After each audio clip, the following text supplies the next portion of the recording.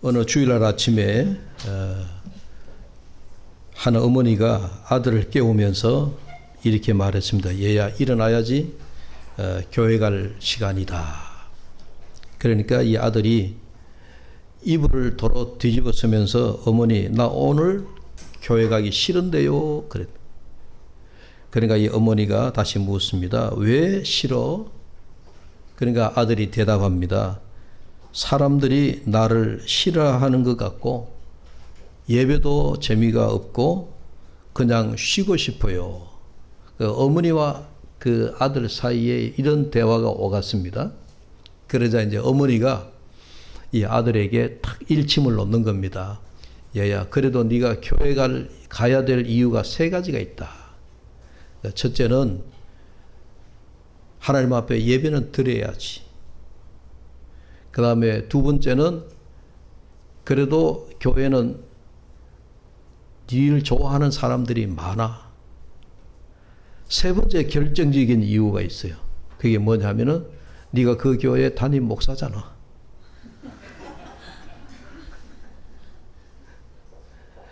예. 뭔 얘기인지 아직까지 잘 알아채지를 못하는데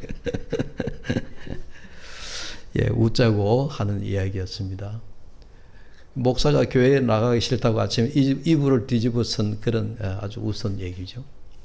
제가 왜 얘기하냐면은 요즘 교인들 중에 가나안 교인 이런 많이 들어보셨죠?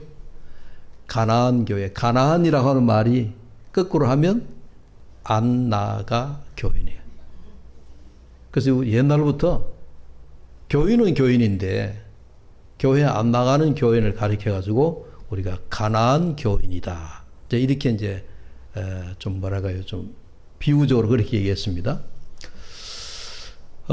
근데 코로나가 지나면서요, 가나안 교인을 넘어서서 이거 좀 전문적인 용어이긴 한데 플로팅 교인이라고 하는 교인이 새로 생겼어요. 예. 플로팅이라고 하는 말은 영어에서 온 말인데 떠돌아다니다 그런 말이거든요. 플로팅이라고 하는 말이 떠돌아다닌다. 떠다니는 사람이다. 그러니까 코로나가 끝나고 났는데도 이제 현대 교인들이 자기가 소속된 교회가 없는 거예요. 그러니까 이 교회 저 교회 왔다 갔다 이제 한 교회에 정착하지 못하고 이제 떠도는 교인을 이제 일컬어서 부르는 말이 플로팅 교인이다. 이렇게 부른대요. 그러니까 이 용어는 우리 한국교회 트렌드라고 하는 책이 이제 시리즈로 1년에 한 번씩 연말되면 이제 우리 한국교회 이게 통계학적으로 우리 한국교회들을 분석을 해가지고 내놓는 책이 있습니다. 목회자 데이터 연구소라고 하는 그 연구소에서 연말쯤 되면 이제 1년에 한 번씩 우리 교인들이 교회가 얼마나 성장했느냐, 아니면 교인들이 얼마나 감소했느냐, 또 교회의 연령대가 어떻게 변화되어졌느냐, 또 한국 교회가 어떤 모양으로 되어가고 있느냐, 이게 질적으로 양적으로 이런 걸 아주 냉정하게 뭐랄까요, 과학적으로 통계적으로 분석을 해서 내놓는 그런 책이 있습니다. 한번 봄직해요.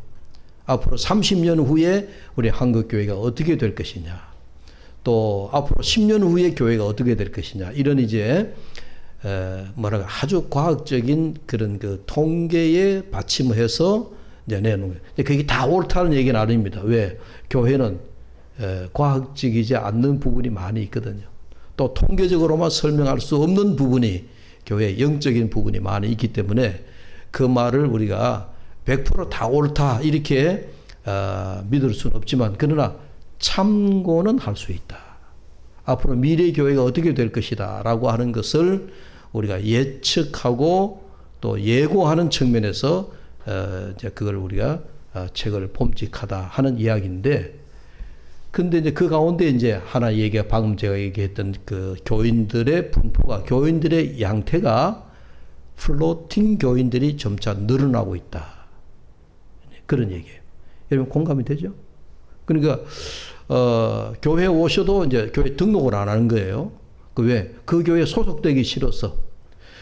혹 교회 등록을 하더라도 선교회나 전도회나 어느 부서에 속하지 않는 거예요. 왜? 그 사람과 부대끼는 게 싫다 이거죠. 또 사람과 부대끼면서 받는 상처들이 인간관계에 그런 게 불편하다.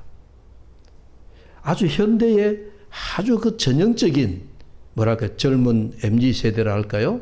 뭐 그 MZ세대뿐만 아니고 요즘 이제 뭐 40, 50 세대도 마찬가지고 교회 소속되기 싫어하고 간섭받기 싫어하고 이제 그런 이제 교인들이 늘어났네요. 그러다 보니까 한 교회에 정착을 하지 못하는 거죠. 또 교회에 정착하지 못할 뿐만 아니라 이 플로팅 교인들의 특징 중에 하나가 코로나 이후에 우리 한국 교회가 대다수가 영상 예배 영상을 많이 내보내잖아요. 우리 교회도 주일낮에 영상이 이제 나가서 혹 이제 이런저런 사정으로 질병 때문에 교회에 오지 못하는 분들이 영상으로 우리가 이 시간 같이 예배하고 있습니다. 예배하고 있는데 이제 그런 교인들 우리 교우들은 이제 그렇지 않지만은 이제 플로팅 교인의 특징 중에 하나가 교회에 직접 출석하지 아니하고 영상 예배를 드리는데 영상을 예배 드리면서 또 영상 예배도 처음부터 끝까지 드리면은 또 그것도 어느 정도 우리가 괜찮아요. 그런데 전부 설교만 듣는 거예요. 이 교회 저 교회 유튜브를 틀어가지고 그 시간대에 이 교회 저 교회 한국 교회 유명하다라고 하는 목사 이런 목사들을 검색해가지고 그 목사님들의 설교만 그것만 탁 잘라가서 듣고 나는 오늘 예배 드렸다. 나는 오늘 주일날 설교 들었다. 그걸로 끝낸다는 거예요. 이해가 되죠? 예. 근데 예배라고 하는 것은 물론 목사의 설교가 예배 중에 굉장히 중요한 부분이지만 우리가 예배는 설교만 중요한 게 아니죠. 예배부터 시작으로부터 해서 마지막까지 우리가 마음 모아 찬양하고 또 진심으로 기도를 올려드리고 하나님 앞에 예배는 올려드리는 거예요. 그래서 제가 예배 시작할 때 자 우리가 모두가 마음을 모아서 진실한 마음으로 우리의 예배를 하나님께 올려드립시다. 하나님께 예배를 올려드립니다. 제가 자주 예배를 올려드린다는 표현을 잘 써요. 그러니까 우리가 예배는 하나님 앞에 우리가 예배를 우리 마음을 다하여 드리는 거예요. 그런데 집에 앉아가지고 설교만 단상 듣고 우리가 예배 드렸다, 설교 들었다. 그래가지고는 우리가 참된 예배자의 모습이 아니다 하는 이제 그 얘기를 제가 드리고 싶은 겁니다. 그래서 요즘은 자꾸 이제 플로팅 교인들이 늘어난다라고 하는 이야기를 바로 이 한국교회 트렌드라고 하는 책에서 그렇게 얘기를 하고 있는데 굉장히 공감이 가는 그런 모습입니다. 여러분 왜 제가 이 교회에 대한 얘기를 하는가 하니까 지난주의 말씀도 이어서 여러분 생각해 보시면 우리가 지난주에 예루살렘에서 오순절 이후에 성령을 기다리는 자들이 모여서 시작된 예루살렘 교회, 이 땅에 처음으로 시작된 교회다. 역사상으로 지상의 교회가 시작된 교회이다 하는 이야기를 했는데 이 교회가 무엇이냐라고 하는 그런 생각을 우리가 좀 해야 되는데 교회를 단순히 예배만 드리는 곳이 아니라 제가 지금 무슨 얘기를 하고 있는 거죠? 공동체 얘기를 하고 있는 거죠. 신앙의 공동체. 교회라고 하는 이 말도 제가 이 교회라고 하는 말보다는 우리 앞에 신앙 공동체적인 교회여야 된다 하는 그 얘기를 하는 거예요. 그러니까 교회라고 하는 것은 우리가 건물이 있고 사람만 있으면 교회는 되는 겁니다. 그러나 우리가 신앙 공동체, 공동체는 공동체인데 앞에 예수 그리스도를 주로 고백하면서 모인 신앙 공동체들이 우리가 모여서 교회가 이루어지는 그런 우리가 참된 어떤 공동체적인 교회를 우리가 꿈꾸면서 이 교회를 생각해야 된다 하는 얘기예요. 그래서 이제 우리가 공동체적인 교회라고 얘기할 때는 교회는 설교만의 예배가 아닌 거예요. 하나님을 찬양하고 경배하는 워십이라고 하는 예배 속에 또 예배 마치고 나면 우리가 친교를 나누죠. 우리가 식사를 함께 한단 말이죠. 함께 식사한다는 것은 이거는 초대교회도 마찬가지고요. 친교를 교제를 나눈다라고 하는 게 굉장히 중요한 거예요.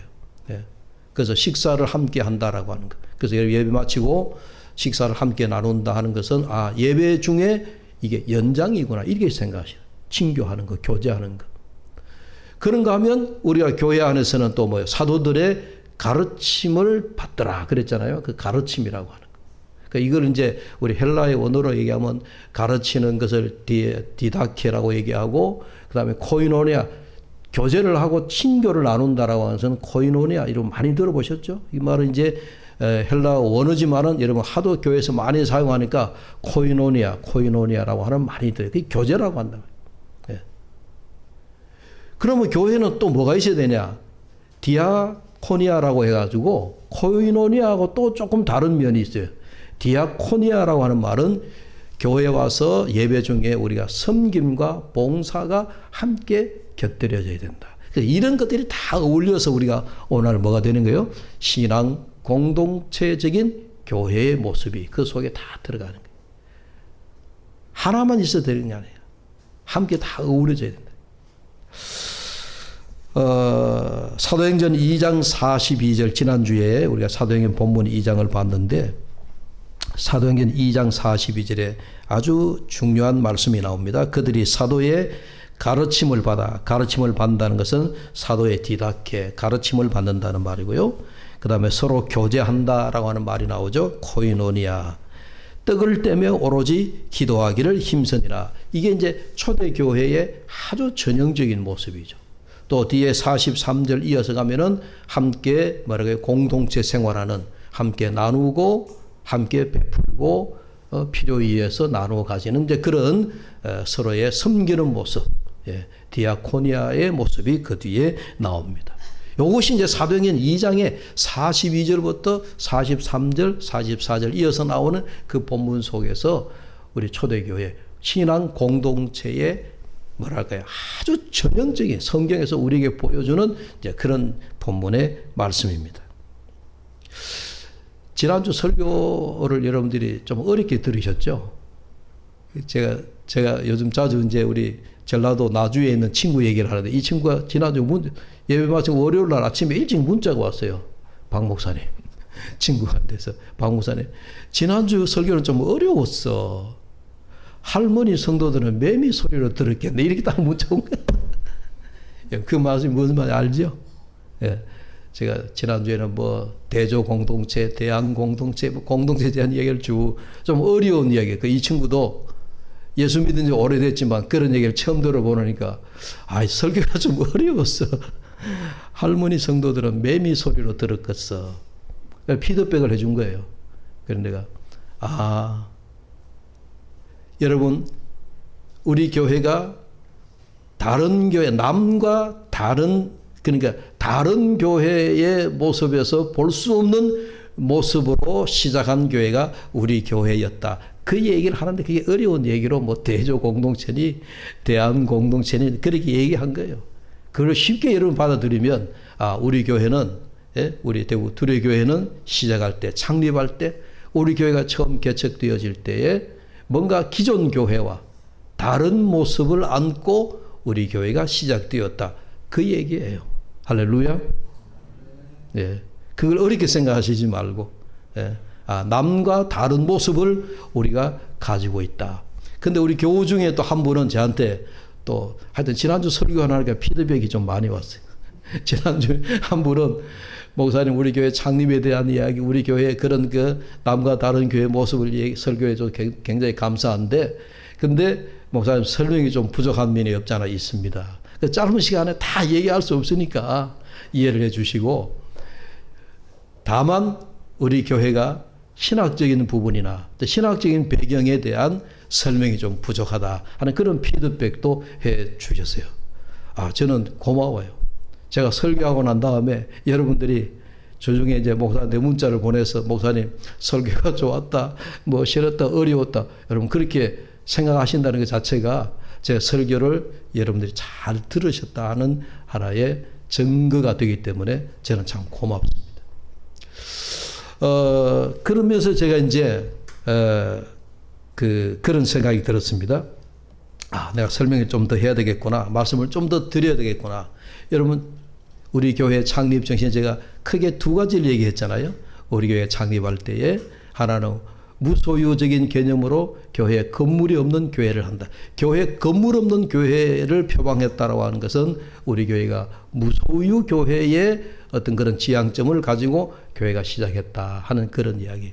그 다음에 예산의 50%를 우리가 선교하고 나눔과 구제비를 사용하는 그런 우리의 생활 실천의 그런 모습을 가지고 교회를 시작했다 하는 그 두 가지를 이야기를 했습니다.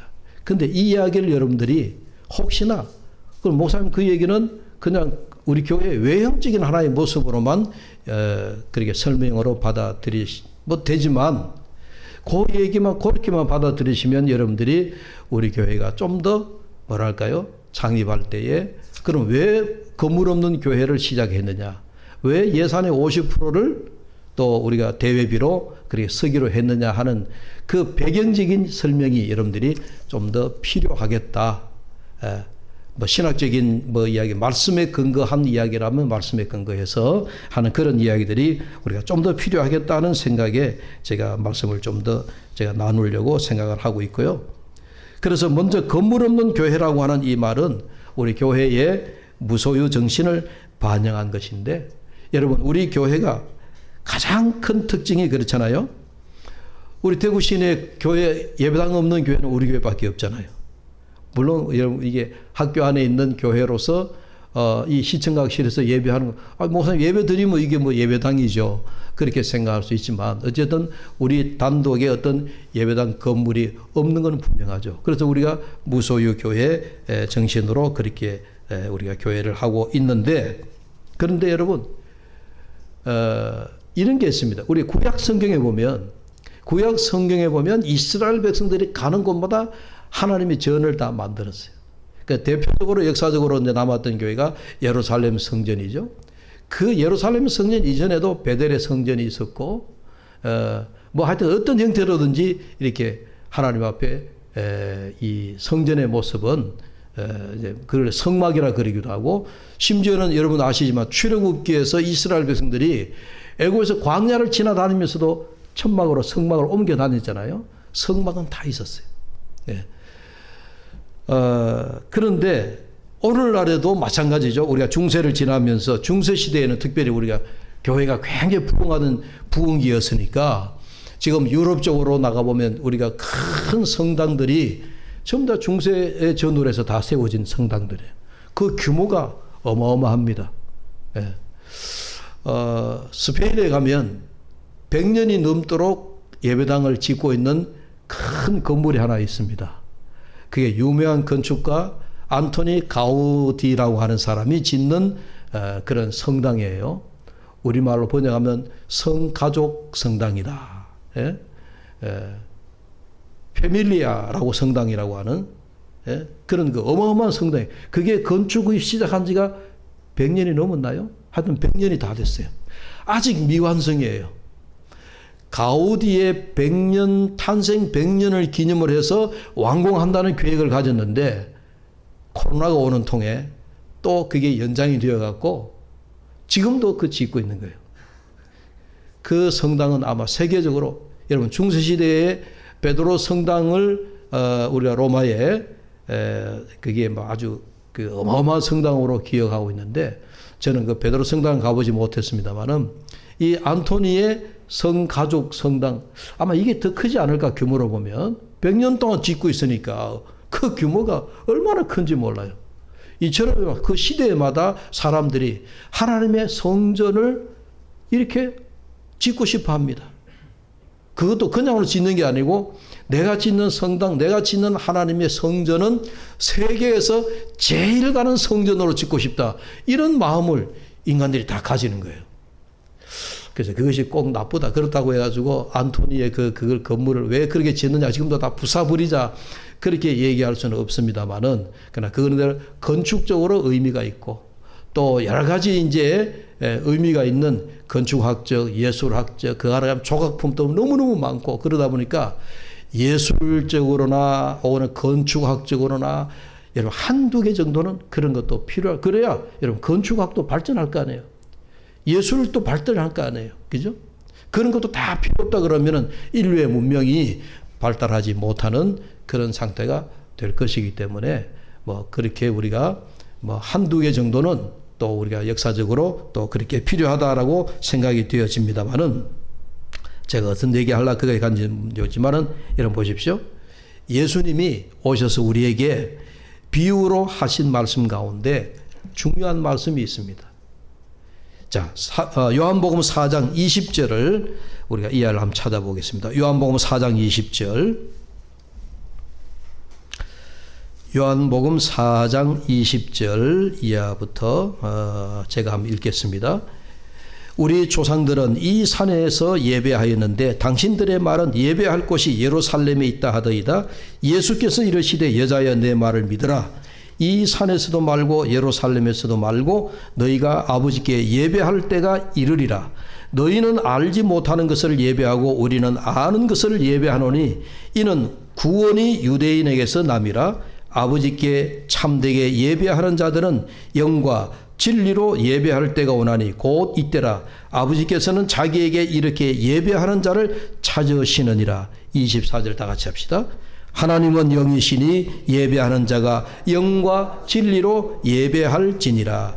아멘.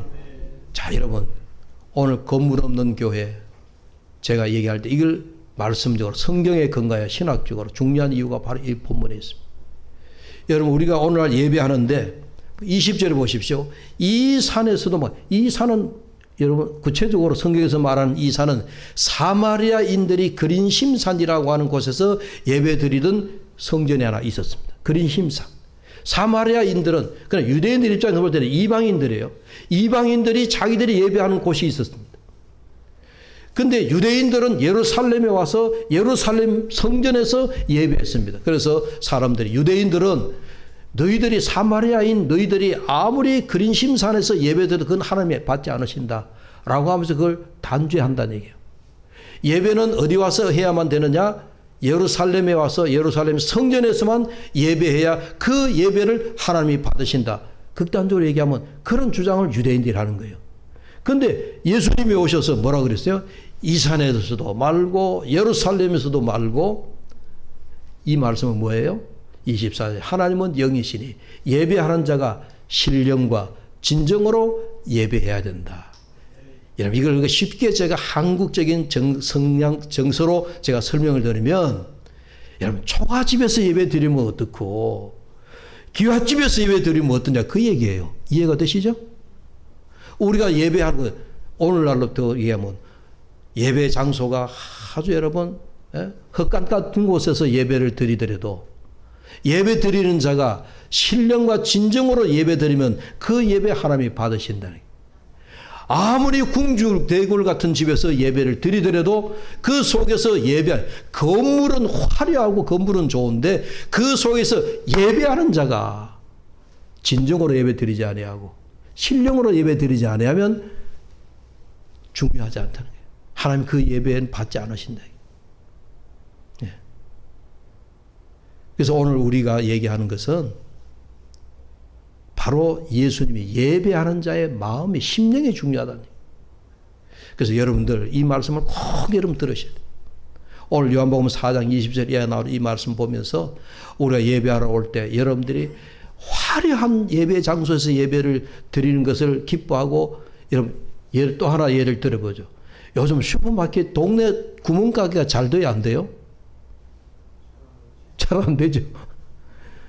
제가 지난주에 우리 월배 이마트 가가지고 제가 깜짝 놀랐어요. 제가 집에서 걸어서 홈플러스를 잘 가는데 홈플러스가 요즘 뭔가 좀 부도의 위기 있어가지고 뭐 홈플러스에 가면요. 나 그게 좋아요. 너무 조용하게 쇼핑할 수 있어가지고 돌아볼 수 있어가지고 너무 좋은데 여기 없어가지고 이마트 가야 되겠다 하고 집사람하고 이마트를 갔는데 들어서는 순간부터 제가 기절할 뻔한 거예요. 어깨가 받쳐가지고 걸어갈 수가 없는 거예요. 이야, 사람들이 이 대형마트에 이렇게 많이 몰리는구나. 여러분, 교회 현상 똑같아요. 참 신기해요. 교회를 잘 지어놓고 시설을 잘 해놓고 편의시설을 잘 해놓고 아이들 마음대로 뛰어놀 수 있도록 육아방을 잘 만들어놓고 등등 교회 시설을요, 편의시설을 너무 잘 해놓은 교회가 젊은 MZ세대가 모일까요? 안 모일까요? 냉정하게 모여들잖아요.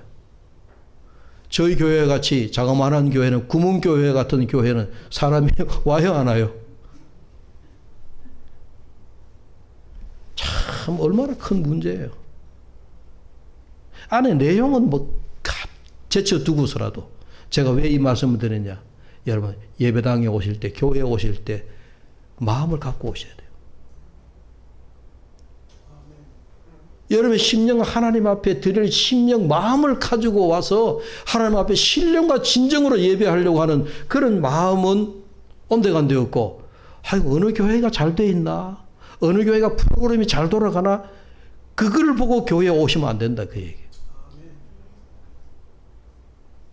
너무 안타까운 마음이 제가. 그래서 제가 우리 한국 정서에 초가집이면 어떻고 귀하집은 어떻노, 이제 그 생각이 문득 들더라고요. 예배자의 마음이 아주 원론적인 이야기예요. 원론적인 이야기. 마음도 중요하고 환경도 좋으면 더 좋죠. 예.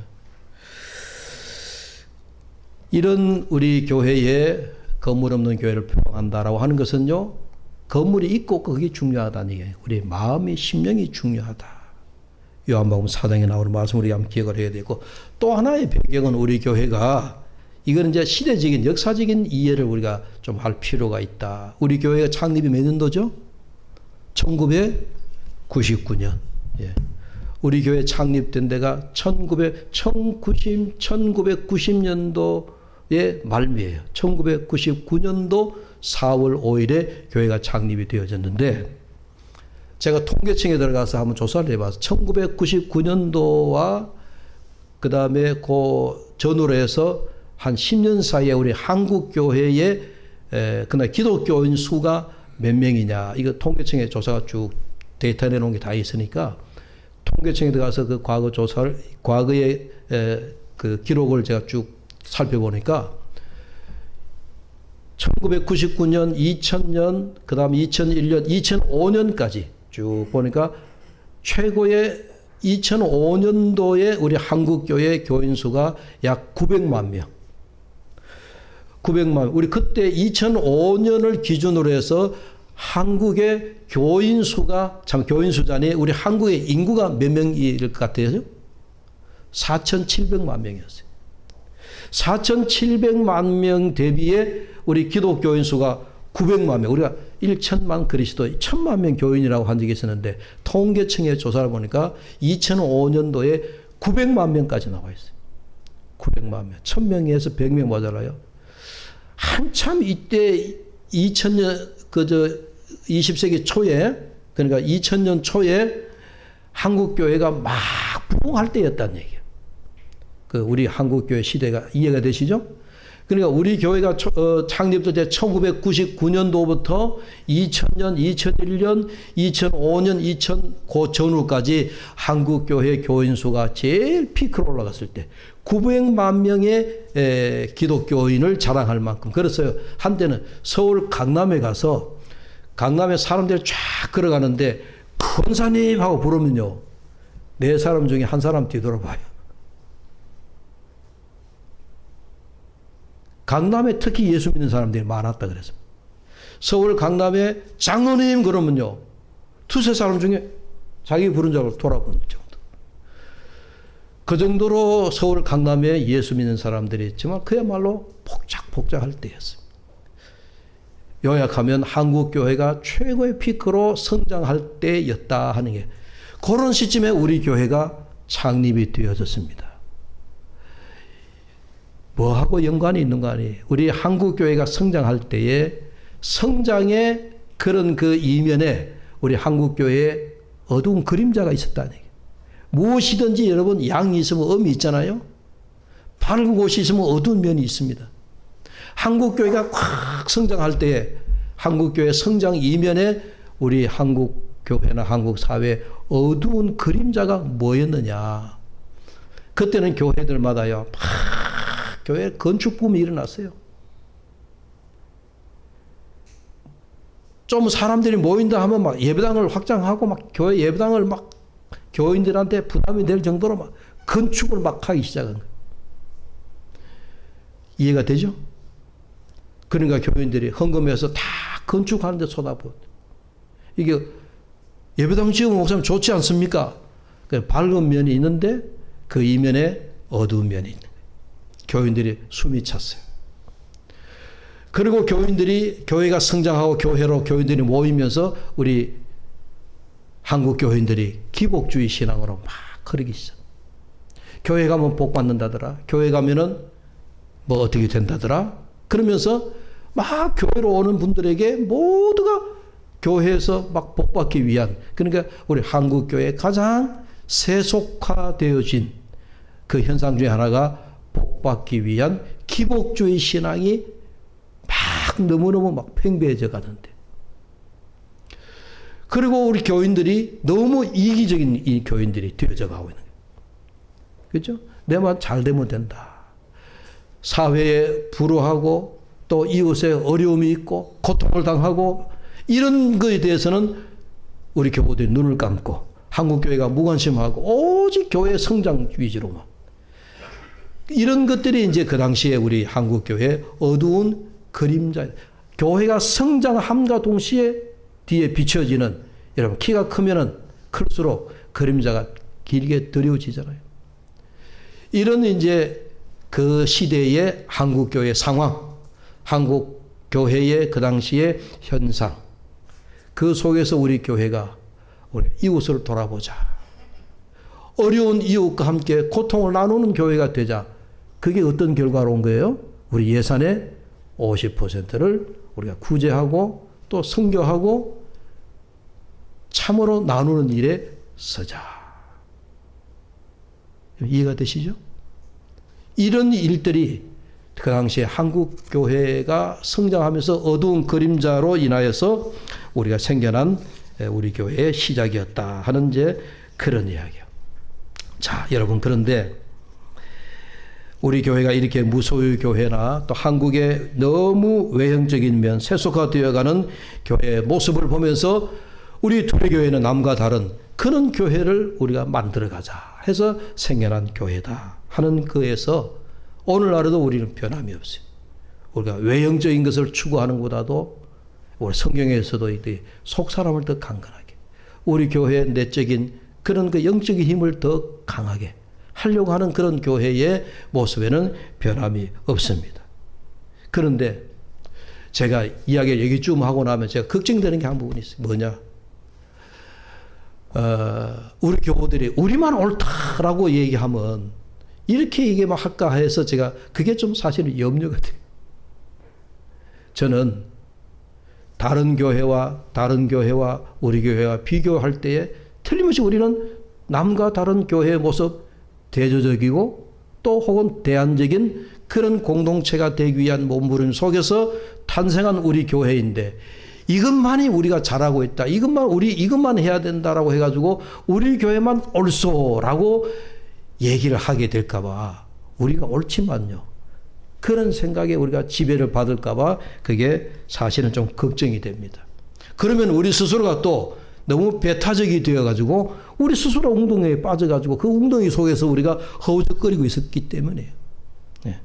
그래서 저는 이놈이 가장 두려워요. 우리의 교회가 좋고 우리 교회가 남과 다른 그런 대안적인 교회 공동체로서의 우리 교회이지만, 우리도 옳지만은 우리가 당신네 교회들도 옳은 면이 없잖아 있소라고 얘기할 수 있어야 된다는 거예요. 네. 그게 뭐예요? 그게 우리 둘의 교회 다니는 여러분들이 마음이 넓다는 증거예요. 그런 포용력을 가져야 된다는 얘기예요. 여러분, 내만 옳고 당신은 틀려서 이렇게 나가면 그러면 여러분 세상이 뭔가 또 비득거리잖아요. 우리가 옳은 교회지만, 우리가 남과 다른 대안적인 교회지만 다른 교회는 다 나쁘다, 그렇게 우리가 생각을 하지 말자 하는 그런 마음이에요. 여러분 동의가 되십니까? 네. 그래서 좀 포용력 있는 교회. 여러분 고기 가운데 청어가에 속하는 밴댕이라는 고기 아시죠? 밴댕이. 우리가 속어 중에 그런 속어가 있잖아요. 우리 사람 속 좁고 이해를 잘 못하는 그런 사람들한테 에이 밴댕이 같은 사람아, 이렇게 표현을 쓰죠, 속으로. 그 고기 청어과에 속하는 일종의 고기 종류인데 왜 밴댕이 고기냐? 다른 물고기 크기에 비해서 다른 물고기에 비해 가지고 내장이 속이 너무 작은 거예요. 그래서 속 좁은 사람, 잘 이해를 잘 못하는 사람들을 가리켜서 우리가 그 밴댕이에 비꼬아서 밴댕이 같다 이렇게 얘기하는데 우리 대구 두뇌교 교우들은 밴댕이 교우들이 되지 않기를 바랍니다. 예, 넓은 마음을 가지. 예, 그래서 원래 큰 그릇 속에 작은 그릇이 들어오는 겁니다. 작은 그릇을 두고 그 큰 그릇을 담으려면은 큰 그릇에 있는 물을 보면 다 흘러 넘쳐버려요. 큰 그릇이면 작은 그릇 다 끌어 담아요. 예. 그런 의미에서 우리가 바다 같은 넓은 마음을 갖게 되기를 주의 이름으로 축복합니다. 오늘 말씀을 정리하려고 합니다. 오늘 교회 창립 주일도 아닌데 제가 왜 자꾸 이런 말씀을 선포하게 하는지 저도 모르겠어요. 성령 강림 주일날 교회 탄생에 대한 얘기를 하다가 느닷없이 제가 늘 4월 첫 주에 교회 창립 주일 되면 이런 설교 한 번 좀 하고 끝내는데 오늘 또 성령께서 자꾸 또 말씀하게 하시니까 얘기합니다. 여러분 교회 역할 가운데 섬과 같은 교회가 있고 다리가 같은 교회가 있습니다. 섬 같은 교회는 어떤 교회냐? 고립된 교회예요. 나만 아는 교회예요. 여러분 저기 서해안 쪽이나 저 남해 쪽 가면 섬들이 많잖아요. 특히 전라도 쪽에 가면은 목포에서부터 섬이 몇 개가 있느냐. 목포 시내 앞바다에서 바다 보이는 그 바다 가운데 떠 있는 섬들이 1,004개래요. 그래서 목포에 가면 천사의 섬이라고 이름을 붙입니다. 그래서 내가 목포에 사는 목사님께 물어 왜 목포에 천사섬이라고 얘기하는 게 숫자를 해를 보질 않겠지만은 목포의 앞바다에서 사람이 살고 있는 섬이 1,004개가 된다는 거예요. 그러니까 천사다리도 생겼대요. 천사섬, 천사다리. 그러니까 이제 그걸 이제 상품화한 거예요. 천사 그러니까 우리 이름 부르는 천사도 좋잖아요. 1,004개의 섬을 천사섬이다. 섬마다 여러분 지금은 이렇게 배가 와가겠지만은 여러분 섬이라고 하는 그 자체는 고립되어 있잖아요. 내가 나가지 않으면은 그 섬 안에 갇혀 있잖아요. 교회도 섬과 같은 교회가 있다. 그러나 다리 같은 교회는 어떤 교회예요? 섬과 섬을 연결해 주는 게 다리입니다. 육지와 섬을 연결해 주는 것이 다리입니다. 오늘 우리 교회는 다리 같은 교회 되기를 축복합니다. 세상과 우리 교회가 다리가 되어서 소통이 되어야 됩니다. 예? 우리 학교 안에 교회가 학교 안에 갇혀 있지 말고 우리 교회가 다리가 되어서 세상 사람들과 여러분 연결해주고 소통해주고 그런 교회가 되어야 되지 않겠느냐. 그래서 우리가 오늘 말씀 제목에도 우리 교회가 어떤 공동체로서의 교회로 성장되면 좋겠느냐. 제가 앞으로 우리 교회가 50년 후에 혹은 100년 후에 여러분 이런 얘기 제가 50년 100년 후 얘기하면 목사님 그때까지 살지도 못하고 또 여러분들도 이게 생존해 있는 사람 한 사람도 없을 것이고 100년 후면은 뭐 100년 후를 걱정합니까? 앞으로 10년 후 우리 교회가 어떻게 될지 모르는데 라고 생각하실는지도 모릅니다. 하나님이 살아계시잖아요. 하나님이 어떻게 여기서 하실지 모르잖아요. 예? 우리가 그 살아계신 하나님, 역사하시는 하나님, 그 하나님의 능력과 하나님의 비전을 보고 우리가 오늘 살아가는 건데 그렇게 생각하면 우리가 50년, 100년 후에 교회도 바라보면서 우리 교회가 어떤 교회가 돼, 그건 저도 답은 모릅니다. 여러분들도 알 수 없습니다. 다만 하나님만 알고 계시는 거예요. 그러나 다만 우리가 50년, 100년 후에 우리 교회가 어떤 모습으로 변해 있고 어떤 모습의 교회가 되어야 될 것이냐 하는 것은 저의 과제이기도 하고 우리 모든 교우들, 우리 장로님을 비롯해서 우리 모든 교우들이 여러분들이 뭐랄까요? 기도하면서 품어야 될 숙제다는 얘기예요. 그런 의미에서 여러분들이 오늘도 말씀을 듣고 여러분 오늘도 예배 드리고 잘 간다 이렇게 생각하시지 말고 한 주간 동안 우리 교회를 위해서 기도하시고 또 여러분들 교회를 위해서 기도하면서 우리 교회에 앞으로 하나님이 어떤 모습으로 우리 교회를 만들어 가실 것인가 하는 것을 여러분들이 기도하자는 얘기예요. 할렐루야. 그래서 100년 후의 교회의 모습을 그리면서 우리 교회가 하나님의 역사하시는 그런 교회가 되도록 우리 다 함께 기도해 나갈 수 있기를 주의 이름으로 축복합니다. 기도합시다. 하나님 아버지, 은혜를 감사합니다.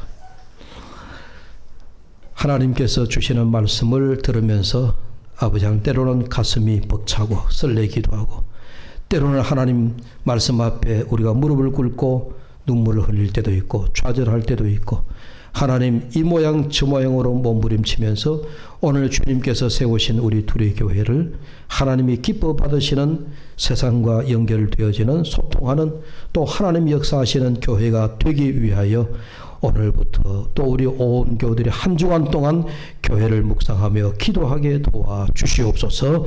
아버지 하나님, 이 시간에도 주님 앞에 간절히 구하옵기는 주님이 세우신 교회, 주님께서 이 교회를 이 세상 한가운데 아버지 하나님 등 아래 두지 마시고 등불 위에 두셔서 산 아래 두지 마시고 산 위에 등경 위에서 빛이 나는 그런 교회가 될 수 있도록 역사하여 주시옵소서. 예수님의 이름으로 기도하옵나이다. 아멘.